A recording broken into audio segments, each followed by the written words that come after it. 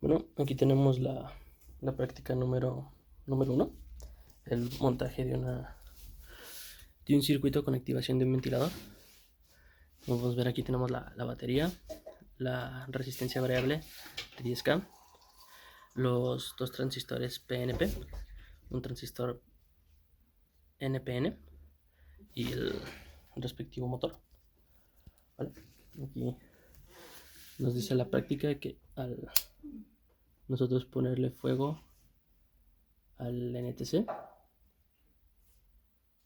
debería encender el ventilador.